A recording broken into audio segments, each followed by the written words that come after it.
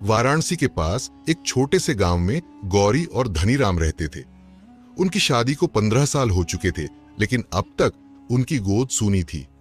गौरी ने हर संभव प्रयास किया, मंदिरों में पूजा की, व्रत रखे, कई साधु संतों से आशीर्वाद लिया, लेकिन कोई बदलाव नहीं आया। धीरे धीरे उसकी चिंता बढ़ने लगी। गांव के लोग ताने मारते, बिना औलाद के जीवन अधूरा है, बुढ़ापे में कौन सहारा देगा। धनीराम हमेशा उसे समझाता, गौरी, जीवन सिर्फ संतान पर निर्भर नहीं करता, हम एक दूसरे का सहारा हैं। लेकिन गौरी के मन में खालीपन बना रहता। रात को वह छत पर बैठकर आसमान की ओर देखती और भगवान से सवाल करती, क्या मेरा जीवन व्यर्थ है? क्या संतान के बिना कोई भी औरत अधूरी रह जाती है? उसके दिल में एक ही आस थी, कभी तो उसकी गोद भरेगी। लेकिन वह नहीं जानती थी कि नियति ने उसके लिए कुछ और ही तय कर रखा है। एक दिन गांव में खबर फैली कि महात्मा बुद्ध पास के एक नगर में प्रवचन देने आए हैं। गौरी और धनीराम ने सोचा, क्यों न बुद्ध से अपने प्रश्नों का उत्तर मांगा जाए। अगले दिन वे दोनों सुबह ही वहां पहुंच गए। हजारों लोग बुद्ध के चरणों में बैठे थे। उनकी आंखों में शांति थी और चेहरे पर दिव्य तेज। गौरी ने हाथ जोड़कर रोते हुए पूछा, भगवान, मैंने हर पूजा, हर व्रत किया, लेकिन मुझे संतान का सुख नहीं मिला। क्या मेरा जीवन व्यर्थ है? बुद्ध ने शांत स्वर में पूछा। गौरी, यदि किसी के पास बहुत धन हो और वह इसे किसी को न दे, तो क्या वह धन व्यर्थ हो जाएगा? गौरी ने सिर हिलाते हुए कहा, नहीं, धन का उपयोग कई तरीकों से किया जा सकता है। बुद्ध मुस्कुराए और बोले, तो फिर मातृत्व केवल जन्म देने तक सीमित क्यों? क्या कोई और तरीका नहीं जिससे तुम अपने स्नेह और ममता को सार्थक कर सको? गौरी और धनीराम एक दूसरे की ओर देखने लगे।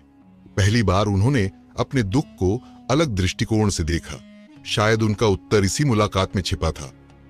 गौरी ने आश्चर्य से पूछा, भगवान, बिना संतान के जीवन का क्या अर्थ? क्या यह हमारा दुर्भाग्य नहीं? बुद्ध ने मुस्कुराते हुए कहा, मनुष्य दुखी इसलिए होता है क्योंकि वह संसार से अपेक्षाएं रखता है।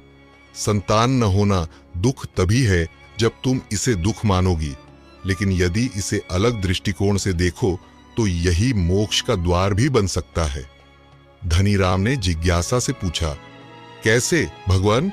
बुद्ध बोले, यदि तुम्हें संतान नहीं मिली तो क्या तुम संसार के अनाथ बच्चों के माता पिता नहीं बन सकते? क्या तुम सेवा, दान और करुणा के मार्ग पर नहीं चल सकते?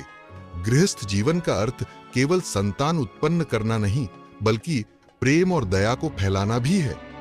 गौरी और धनीराम को जैसे एक नई राह मिल गई थी।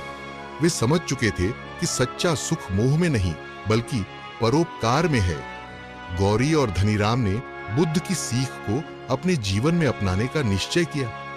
वे अब अपने दुख पर रोने के बजाय उन बच्चों के माता पिता बनने का संकल्प ले चुके थे जिनका इस दुनिया में कोई नहीं था।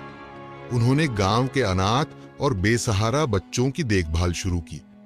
कभी जो घर सूना लगता था, अब वहां बच्चों की किलकारियां गूंजने लगीं। वे बच्चों को पढ़ाते, खाना खिलाते और उनका भविष्य संवारने लगे। कुछ वर्षों बाद जब वे फिर से बुद्ध से मिलने गए तो उनके चेहरे पर संतोष और शांति थी। गौरी ने हाथ जोड़कर कहा, भगवान, आपने सही कहा था। मातृत्व और पितृत्व केवल जन्म देने से नहीं, बल्कि स्नेह और सेवा से भी पूर्ण होता है। अब हमें कोई दुख नहीं, बल्कि असीम शांति मिली है। बुद्ध मुस्कुराए और बोले, जो मोह से मुक्त होकर सेवा के मार्ग पर चलता है, वही सच्चे सुख को प्राप्त करता है। दोस्तों, सच्चा मातृत्व और पितृत्व केवल जन्म देने से नहीं, बल्कि प्रेम और सेवा से भी पूर्ण होता है। यदि कोई इच्छा पूरी न हो तो उसे दुख नहीं, बल्कि एक नए उद्देश्य में बदलना चाहिए। संसार में अपना प्रेम और करुणा बांटना ही सच्ची संतुष्टि और मोक्ष का मार्ग है। जो मोह से मुक्त होकर सेवा के मार्ग पर चलता है, वही वास्तविक सुख और शांति को प्राप्त करता है। तो दोस्तों, आपको यह कहानी कैसी लगी? क्या आपको भी लगता है कि सच्चा सुख सेवा और प्रेम में है? अगर आपको हमारी यह कहानी पसंद आई हो तो वीडियो को लाइक करना न भूलें और हां, कमेंट करके जरूर बताएं कि आपकी राय में मातृत्व और पितृत्व का असली अर्थ क्या है।